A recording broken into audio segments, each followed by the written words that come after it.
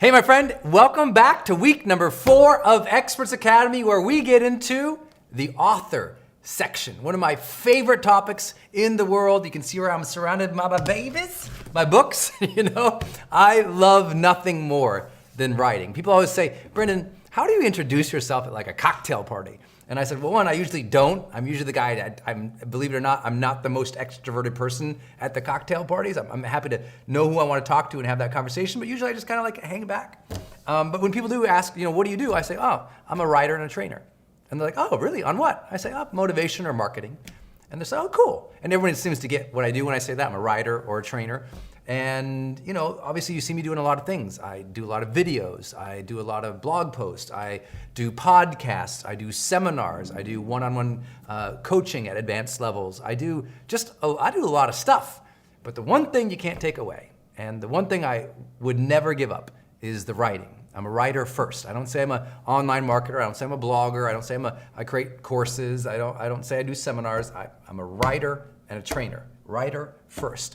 So obviously, I'm passionate about this module. And what I thought I'd do is just start out with just sort of a fireside chat here of me talking about some of the most frequently asked questions that I get as an author.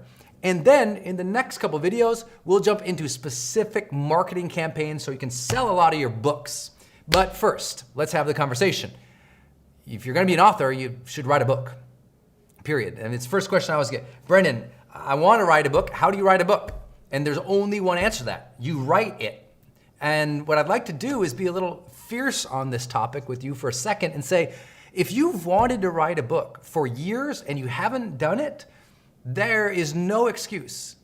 There's just none. You can't say, oh, well, the dog got sick, or, oh, I lost my job, or, oh, this happened. There is no excuse. There's never going to be ever a right time to write a book. It never will be that way. The creative process isn't like that. If you wait for the perfect amount of free time or perfect inspiration, the book will never be perfected and published, ever. So the first thing I tell people is don't fool yourself. If you want to be a writer for a long time and you haven't written yet, there's no reason outside of lack of discipline and will to do it. There's no excuse. Well, I don't know how to write a book, or I don't know how to publish. I don't know how to get an agent. I don't know how to do publishing. I don't know how to put up a website. None of that matters. And I can tell you that's not my own perspective. I've been blessed to meet most of the major influential authors of our time. I've interviewed them, known them, worked them, consulted them on their book publishing campaigns. I'm blessed to be sought out by almost every major author. Every time a big book comes out, I usually get a call at some point. Brendan, what would you advise? What would you suggest? I like that. And as you've seen from Experts Academy, because this conversation we'll have here and the next couple of videos you watch, we just have dozens and dozens of mega best-selling authors who've come out of Experts Academy, and I'm really proud of that. With all of that perspective that I've seen and everything I've heard from everybody, it always comes down to this. You need to schedule time to write your book. You don't want to say, well, you know what, I'll just come up with an idea and maybe someone will give me money and give me some advance and then I'll write it. Most of the major authors today, when they began, they didn't get an advance right away. They wrote the book. You hear these stories of J.K. Rowling with Harry Potter just writing that thing. She didn't have a deal yet. She was just writing. She did it because it was a passion and a fire. You read the daily rituals of the world's most successful creatives. They never say, well, I wake up and I feel so inspired I write. They go, you know what? I set a time every day and that's when I write. Or, you know what? Every day I don't go to bed until I've written 400 words. Even if they're crap words, I don't go to bed until I've written 400 words. Or they say, you know what I did? Is I took 2 months off, I moved to the coast, I rented a little shack, and I did nothing for 2 months but write. Or I took my vacation from my work, I had 6 weeks off, and 4 of those I wrote. Whatever it is, you heard someone say they had deep passion for it, a great amount of will, and then they scheduled the time to write. Now for me, I look at all my books here. So far, I've had 3, 4, 5 best-selling books, and I've written another 2 that have not yet been released yet. So I've written 7 books in my lifetime, and I can share with you, I don't feel like I've even gotten warmed up yet. The first book I ever wrote was this one, The Student Leadership Guide. I actually wrote this when I was in grad school. I'll tell you a little bit more about this and the promotion of this book later on, but I wrote this in 2000 and 2001.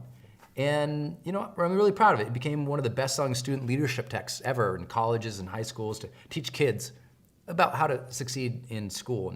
And this was my master's thesis in grad school.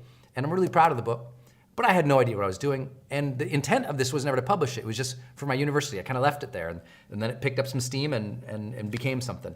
I didn't know that this world existed. And then after I had this out, I wanted to sell it more. So I went to some seminars on how to sell books, and I learned a lot about that industry, and I liked it. But I didn't do anything with it for several years, and then I wanted to write Life's Golden Ticket. And this was my baby. And I'll tell you some stories about these things, and then I'll talk about self-publishing versus publishing, about working with no publisher, good-sized publisher, huge publishers. I'll tell you all those stories in this video here, but I'll tell you about this book. If you haven't read Life's Golden Ticket, it's a parable. It's a story about a man going through a journey to change his life. He meets these series of characters who help him reflect on why his life turned out the way it did, why he thinks the way he does, why his relationships are in such a bad state, why he has struggled to be happy his whole life. And that's basically a little bit about the story. But this book originally I wrote as nonfiction, because a major author, I mean a huge author, he'd been on Oprah, he'd had a #1 New York Times bestseller, big author. I got to sit down with him and I interviewed him.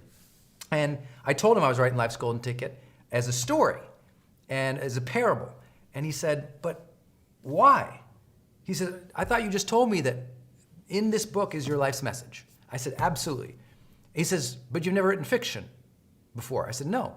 He goes, well, tell me, why would you risk your life's message on your freshman effort at fiction? I mean, if this is important to you, you should write as a nonfiction, because you know how to, you're already speaking, you know how to teach, you know how to train people, you're good at that. So just say it straight. Don't try to write a story. And so what did I do?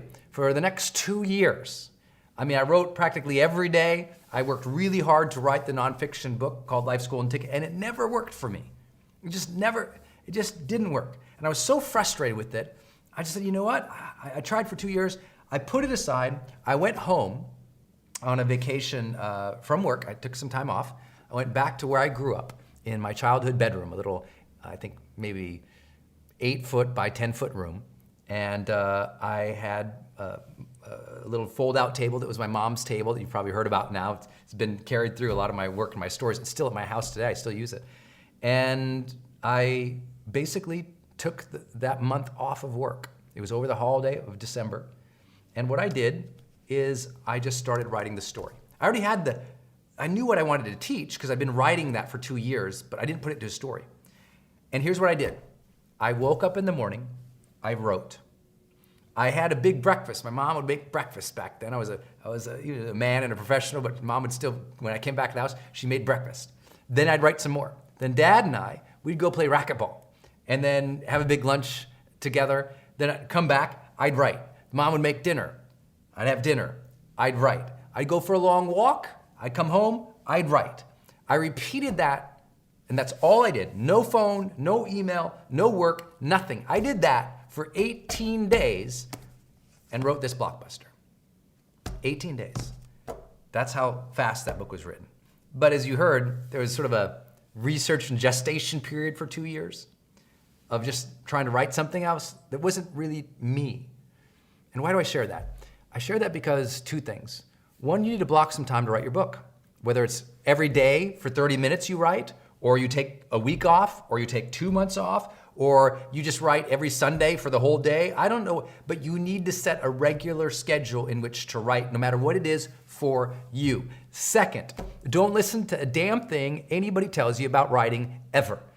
I've never had a writing class. I've never gone to a writer's conference other than a marketing conference of how to sell books. And I got derailed for 2 years of my life because I listened to someone say, write this kind of book, Brendan, not that kind of book. And it messed me up. And so my opinion that I would share with any creative and any artist is you need to follow your heart. Look, whether you study a Van Gogh or a Pollock, or you look at any great artist of centuries past, here's what you always see. Their stuff, people didn't like it at first sometimes. Their friends thought they were crazy, but they were following their heart and their dreams, and they just went for it. Whatever comes out of you when you write is right at that time.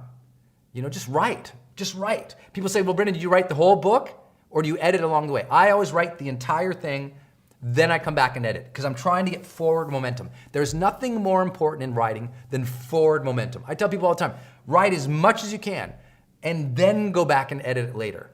I encourage most writers to write as much as they can.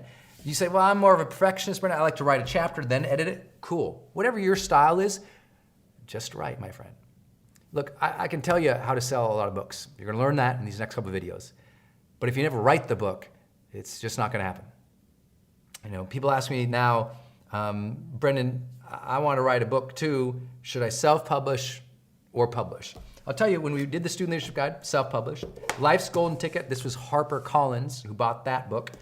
Millionaire Messenger, we basically did what we call mid-tier publishing. We worked with Morgan James initially on the book. They helped me make the book happen very quickly. I wanted to put this book out fast.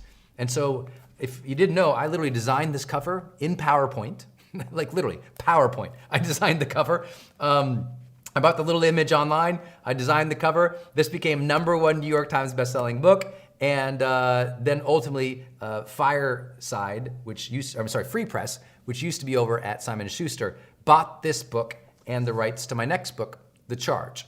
And you know what? That was really great. This was really fun. It was almost kind of a self-published book we slammed through and worked with Morgan James to release very quickly. Then, then we had Free Press with The Charge. And then what ended up happening is, these both had done pretty well. And Simon & Schuster purchased these two books as well as the Motivation Manifesto. And I tell you this story because here's what happened, if you haven't heard it yet. When I turned in this manuscript for the Motivation Manifesto to Simon & Schuster, the editor hated it. Matter of fact, in the worst professional experience I've ever had in my entire life, the editor was foul in his language, rude, belittling, just an absolute horrible person to work with. A guy who had no experience in personal development, they kind of assigned it to him, who gave no real good inline editing of this. I mean, it was tough situation because the person who acquired this book was also the person who helped with this. And what ended up happening was Simon & Schuster kind of killed the division of their publishing house that produced this one and had purchased this one. So this got assigned to some guy who had no idea what he was doing and just was unbelievably belittling in his feedback. And basically came back to me and said, Brendan, this book is unmarketable and unpublishable. It's unacceptable. Why are you writing it like it's 1776? I don't get it. Why are you using these weird phrases? And because he had no experience in the genre or in the history of a lot of things, I shouldn't say, he was crossing out phrases from Abraham Lincoln and from Abraham Maslow and from the Declaration of Independence, saying, this sounds awkward, people don't talk like this is odd, and literally calling it, like, is this science fiction? He accused me, he's like, are you on hallucinogenics? He was saying very rude things, and it was so belittling, and at the end he said, look, if you don't change the book to have more stories, he wanted stories like an Oprah magazine or something, just stories of, yoga moms and changing their lives and whatever. And they said, and you're not in the book anywhere. The book, there's nothing in this book about me if you haven't read it yet. Nothing at all. It's a manifesto. I wrote it in a literary tradition of revolutionist rhetoric. I spent 2 years studying how to write it. And whether or not he likes it doesn't really matter. In the end, he said, it's unacceptable to publish, so here's what we want to do. Put more stories in the book, change the tone, or give us our money back. Now I tell you this story because I already had a #1 New York Times bestseller, another New York Times bestseller, a #1 Amazon bestseller, and something that was considered widely the best-selling book. They didn't sort of track this category for students back then. But you know what? I was pretty successful at what I was doing. I already had millions of followers by the time I published this. And yet, what you would think working with a major publisher would be a sweetheart of a dream, and it wasn't. It was awful.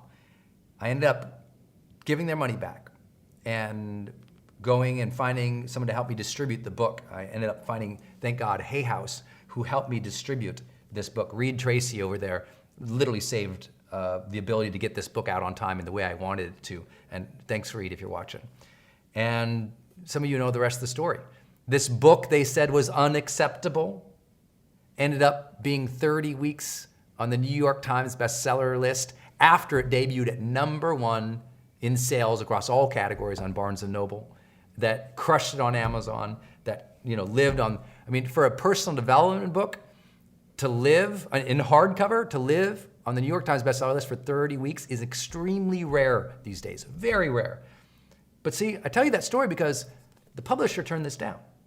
I tell you that story because a famous author told me not to write this one the way that I wrote it. I tell you the story because dozens of publishers told me you can't release a book this fast. I tell you the story because the editors who helped release this one ended up believing in the book more than their publishing house did. I tell you the story because this one succeeded despite the fact that right before the book came out, the publisher went through a major reorganization. The editor, who's great, but the PR person, she went on maternity leave. When this book came out, there was no one there to support it. It was crazy. Why do I tell you all these stories? Because there's no dream in the publishing world, whether you're self-publishing or major publishing. Sometimes you'll be supported, sometimes you won't. It doesn't matter who you are, you can be famous. I've been famous when I've written some books, and other times I've written books and nobody knew who the heck I was when I first started. But here's what matters. What are you going to do to market the book? That's what matters. The dream that some publisher is going to buy your book and they're going to sell millions of copies for you with you doing nothing doesn't exist. I share that too because what has to be important is the artistry, is your creative drive, what you love to write. This is a really funny story. After Millionaire Messenger was #1, a major publisher offered me over $1 million not to write this one as the follow-up. They said, Brendan, you just had a #1 New York Times bestselling marketing book, and now you want to write personal development? No, dude, write another marketing book. This was a major publisher, 7-figure offer. And I said, nah, I like personal development. That's my next book. They thought I was crazy. So did a lot of my customers. I said, I want another marketing book, Brendan. Why do I tell you that? Because I don't want you to listen to a dang thing anyone tells you to do, including myself, when it comes to the creative aspect. If you got a book in you and you want to write it, write it. Schedule a time, have the discipline, and do the work. Don't listen to brand consultants, major publishers. I had multiple, throughout this experience, I've had multiple different people tell me to do different things, and none of what they said ever came true. And ultimately, the books succeed because you market them well, period. Some books, an extreme number of rare books, you're talking maybe 5 to 10 out of the 250,000 plus books published every year, catch major fire and become 40 shades or 50 shades of gray. Dang, that book. Man, I had one of my books come out, I can't remember which one it was, and that book hit just then, and I couldn't knock them off the bestseller list, and I was like, it was The Charge. I was like, I should have wrote another, the 11th Human Drive, sex! That would have done much better, darn it.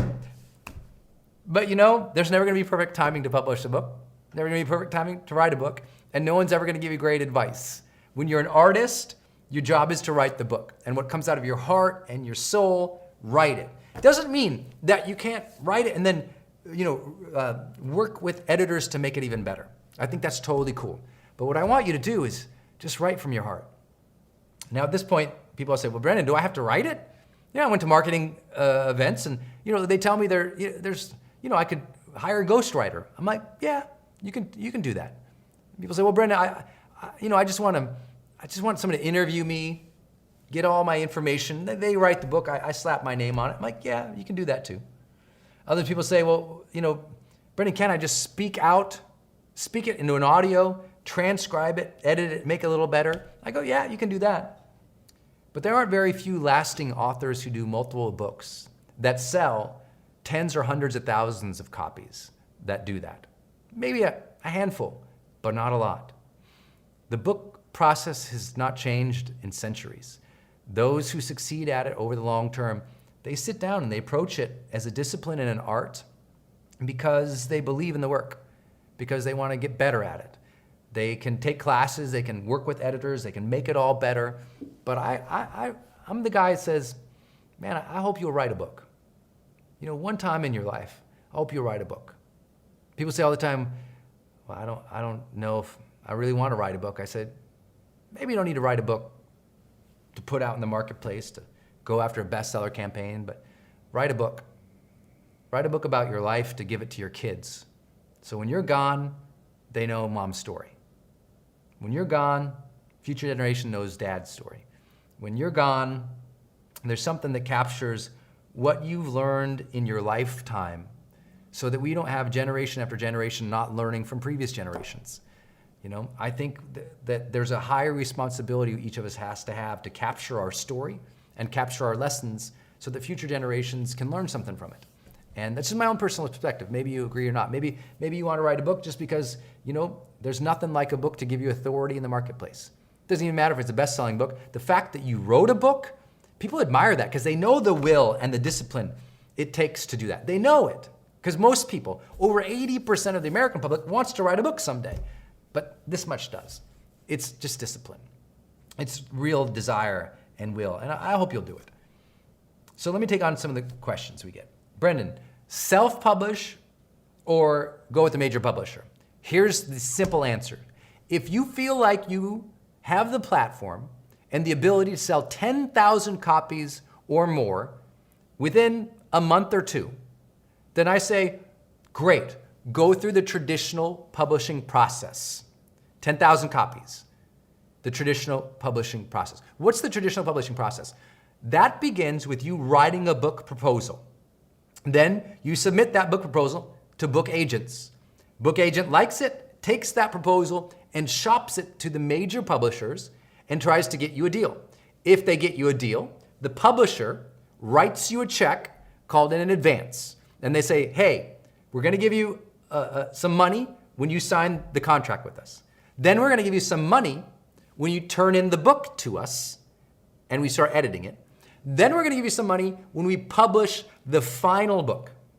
Then, after we've sold enough books to pay back to recoup our money that we paid you, the advance, as soon as we've made enough money to pay back ourselves of that advance we gave you, then every copy after that will give you, in general, 15%. We'll keep 85% because we got to print it and distribute it. And you get 15%. You got to take some and give some to your agent, but you're going to get about 15%. And that's the traditional model. And it's worth it, I would say, when you feel like you can move 10,000 or more copies to, let's say, 100,000 copies. Good. 10,000 to 100,000. Traditional publishing, good, because you get that advance, and it's nice to have that advance give you some money to write. How do you do that process? Easy. Here's what I tell you first and foremost. If you want to write a book in any given genre, what you should do first is you should find the agents who represent that category. How do you do that? You go to the bookstore. That's it. So what's your genre? What are you writing in? And what you do is you grab a book, you open the book, and you look for the acknowledgement section of that book, and you see, if there's an acknowledgement section, I should say, you find who is the author thanking. Well, they're always thanking their agent and their editor.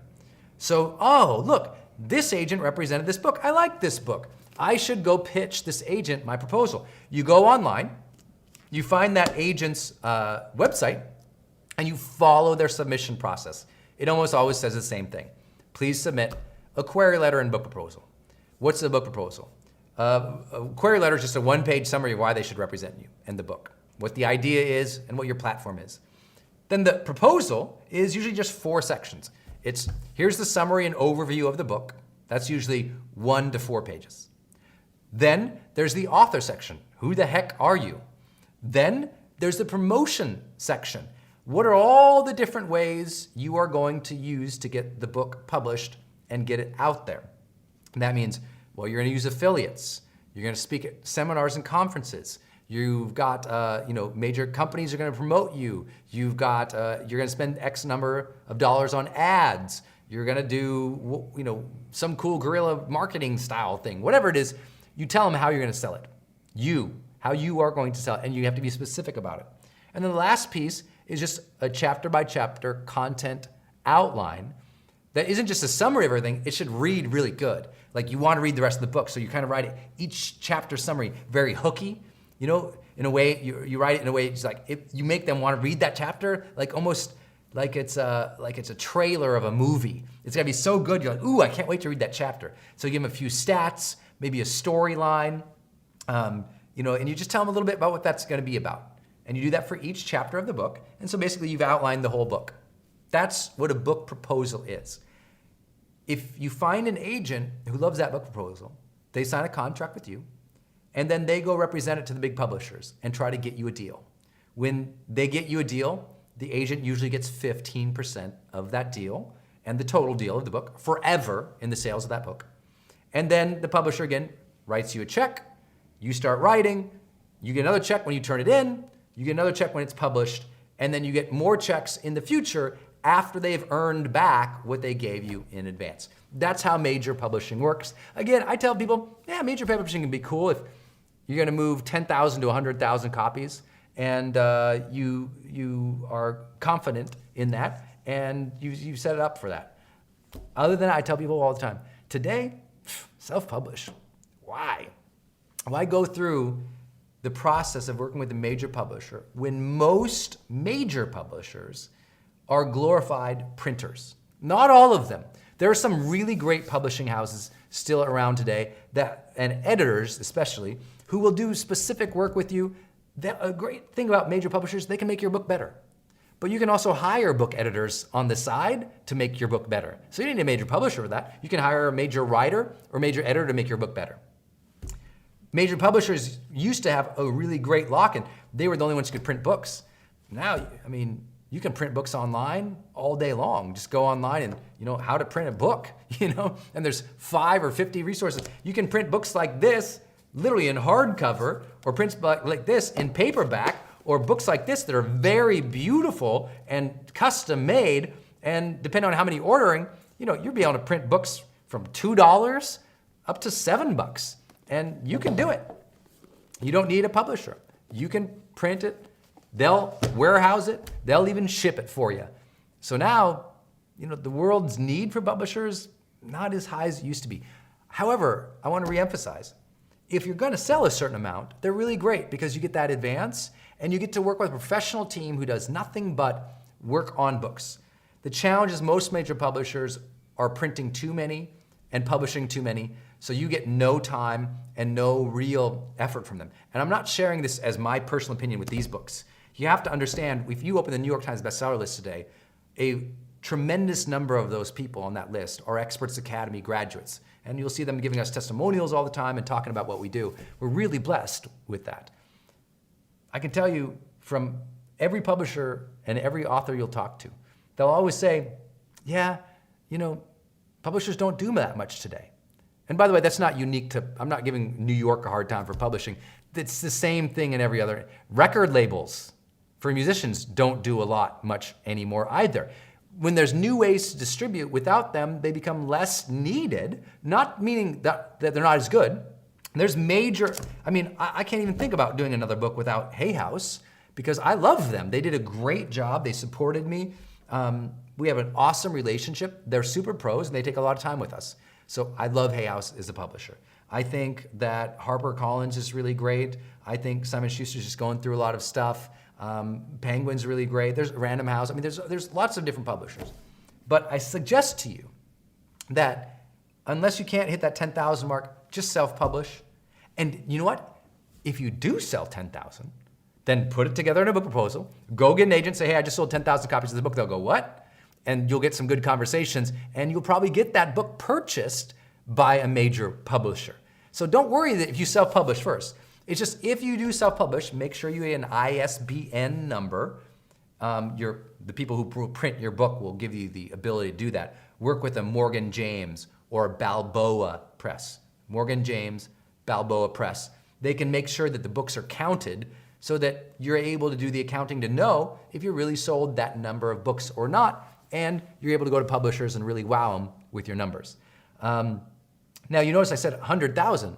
I think if you can sell more than 100,000 books on your own, then you should definitely self-publish. Definitely self-publish, or set up a profit-sharing distribution deal with the major publisher. What does that mean? That means where instead of them giving you 15%, you might do a deal with them where they give you 50% of every sale, because they know you're gonna sell the majority of it because you got the platform to do it. And then they'll also give you a deal where maybe they allow you to buy the books at cost for your seminars, for your online sales, for other things.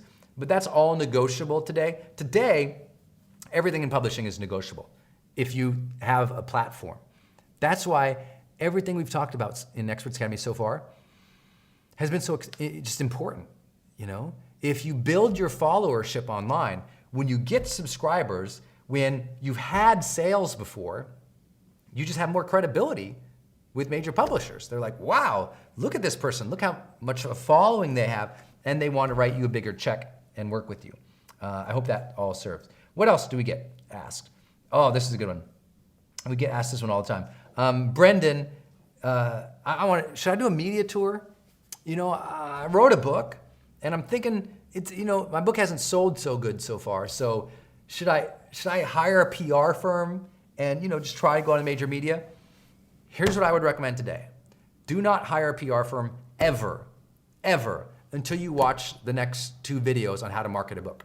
Why do I say that? Because the media is dying, period. In terms of the media's ability to move books, it has been in a downward slide for years. Not my opinion, market data, and every publisher knows it even if they don't want to admit it. The world has changed. Now, authors are able to move books on their own and often can do it more than the publisher can. I'll give you a couple of quick examples. Let's see. Well, obviously, with my books, I did PR tours at the beginning, and now I don't do any. My last 3 books, I've never left my house. I never left this video studio. I shot videos, I put them out there. And here's the thing. A PR company can charge you from $3,000 to $10,000 a month. You know what I want you to spend that $3,000 to $10,000 a month on? Ads, Facebook ads, YouTube ads, driving people to your page to get their name and email so you can add value on your newsletter subscriber so then you can sell your book to them. If you're gonna spend that kind of money, you know what? PR companies, there's no guarantee they're gonna get you anything at all. And if they do get you anything, it doesn't mean it's gonna move a book. Tell you what, how many copies of a book do you think you would sell if you got on, let's say, one of the big morning shows? One of the big morning talk shows. How many copies do you think that would sell for you? Well, there was a time, I remember 10 years ago, like the Today Show. If you got on the Today Show years ago with a book and you had a good segment, a 5 to 7 or 10 minute segment, like a big segment, you were moving weight, 10,000 copies. You're crushing it. Today, on the major morning shows, I can share this not only from my opinion, but luckily from like 7 clients in a row who are on major morning shows. You know what the average was? And we could track and measure it with BookScan. Here's what the average was. 7 clients in a row, all of them were on 1 or 2 or all of the morning shows, or they appeared on one of the major morning shows. You know what the average was?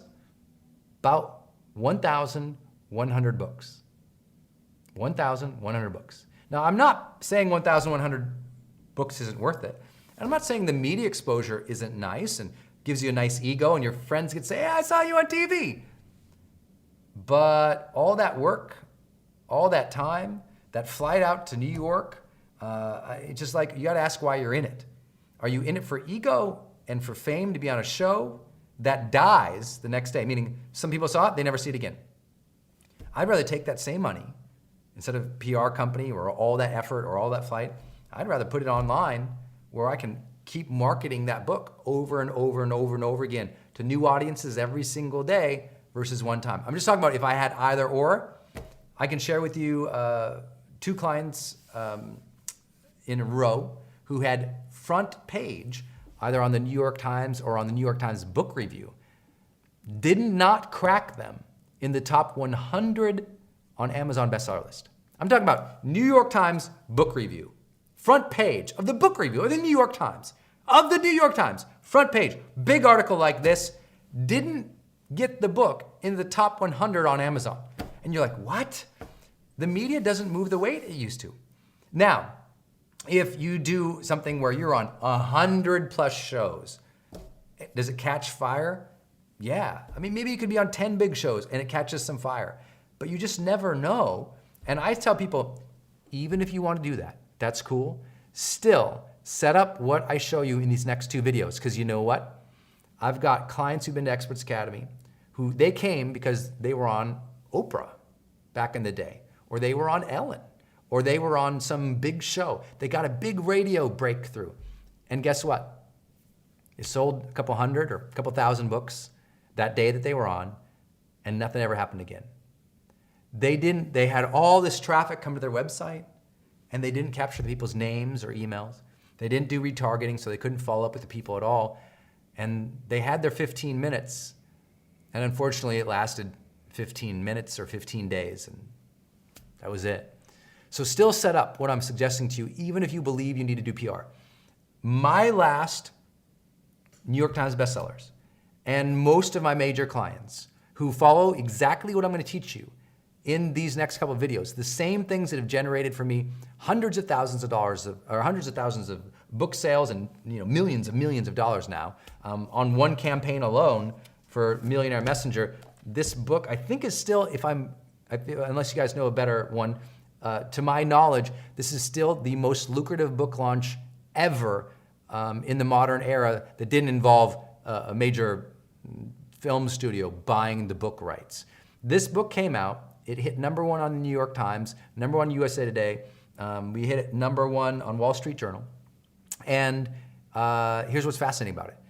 In the back end of the sales, meaning the things that we sold after this, the online courses associated with this, did over $4.6 million in 60 days. Maybe it was 90. It was 60 to 90 days. That's pretty big on the back end of a book. You're gonna learn that exact campaign in the next video. So I share that with you all because if your book doesn't do well or doesn't sell as many copies as you want or doesn't catch fire, at least you'll have some way to earn enough money so that you can hopefully spend more time writing if that's your passion. So I hope I demystified that a little bit. A lot of people have this great hope that the media is gonna save them. It doesn't happen that much today. You know what's more likely? You do a great video online and that goes a little viral. That's more likely than you selling a lot of books going on a show. The number of people appearing on shows, it's just difficult to cut through the clutter on the major media today. Now, if this sounds like any way I am bemoaning the publishing industry or major media, please realize I'm not. What I'm trying to suggest here is don't put all your chips in there. Don't hold out hope that a publisher is going to make you successful or the media will make you successful. And any members who are watching this now, who are in publishing or the media, if you're honest, I bet you tell your clients that too. You say, hey, look, we're gonna do our best, but we don't know. So you should set up everything you can to be successful on your own. Every great responsible PR company goes, we don't know if this is gonna work. We're gonna do our best, but make sure you set up everything that you can on your own. It is responsible to teach self-reliance to authors. That's why in these next couple of videos, I'm not gonna hold back on you. I'm gonna be like, here's what I would do. And if it seems overwhelming or intimidating, fine. That's what I would do if I were you though. Because I get to sit here with you because I've made enough sales and enough money to sustain the message. I always tell people, making money, it was never my goal. My parents, between the two of them, never earned, the equivalent of $40,000 a year. When we grew up, we grew up at or below the poverty line. I had no idea about money. But I did realize at one point in my career, If you don't make the money, you can't sustain the message. If you don't make the money, you can't have enough of a lifestyle that you want, so you have the free time to focus on the art. That's my personal perspective. I just hope that if you have a book in you and you want to write it, that you will take the time to do it. That you won't put your eggs in a basket of hope called publishing, or the eggs in the basket of hope called the media. That instead, you'll set up what is necessary online to capture names and emails, to sell books, to upsell other courses, so that you're in charge of your own destiny. So that's why I'm going to suggest you learn the technology, learn the skills, put up the campaigns, so that you're in charge. So that if these hit, boom, awesome, grab them. You know, you'll be empowered to grab that attention that you get. Because I've got people who were on Oprah, you know, a month or two later, they were depressed because they thought their life would completely change, but they got all that attention, but they couldn't capture it on a page and make sales. That's why I'm going to focus these next couple of videos on nothing but you selling books and how I would do that process. You're getting literally campaigns that made multiple millions of dollars and helped me hit so many bestseller lists. I feel so blessed by it. I don't know if it'll work for you. I don't know, just like I wouldn't guarantee a publisher's going to do anything for you or the media's going to do anything for you. I can't guarantee my campaigns will do anything for you. But at least they'll empower you to be in charge. At least they'll empower you to know how it works. So I hope you'll watch them. And in the end, I hope you write a book. I hope you do it. You know, if you've watched this video this long, man, I hope you'll watch it. I just hope that you'll write a book one day. It's so fun. It's so challenging. It's one of the most fulfilling things. I'll tell you the last bit about this book, Motivation Manifesto. When they turned me down, I had to send back a lot of money. And it was a difficult decision because all I had to do was change it for them. If I just changed it to meet their will, I could keep that money. I could publish it when I wanted to publish it on the schedule we'd already agreed to with all the affiliates. But I fought for the art. I fought for what I believed was in this book. And some people love the book and other people don't, and I don't care. Because the book, I didn't write just for the readers. I wrote it as an artistic expression of what I was experiencing in life and what I believed true about life and what I wanted to communicate in life. And having the freedom to do that today is a beautiful thing. So whether you write a book you release with a major publisher, or you self-publish it, or you just write a book and you release it as an ebook and you don't want anything to do with a hardcover book, you just want to write it for Kindle or some other device, awesome, go for it. But write that book and don't fool yourself that you'll do it in 5 years. Start writing this week. I don't care if it's 20 minutes once a week. Just write, start, begin the process. If you have it in your soul and in your heart, it's telling you to write. Follow that, because you'll never know where it takes you. I'd never imagined that we would have the blessings of, literally millions of readers around the world, whether it's hardcover or downloads or ebooks or whatever. It blows my mind, and it's a true blessing. I've been able to work with the best in the world, and I follow them and I see them, and it makes me proud to see them succeed and do great. And I'd love to read your book one day. So if you're in it and you want to win, watch these next couple of videos. I'll tell you all my marketing secrets. I hope you'll implement them, put them into play, and go out there and crush it with your voice. We'll see you in the next video.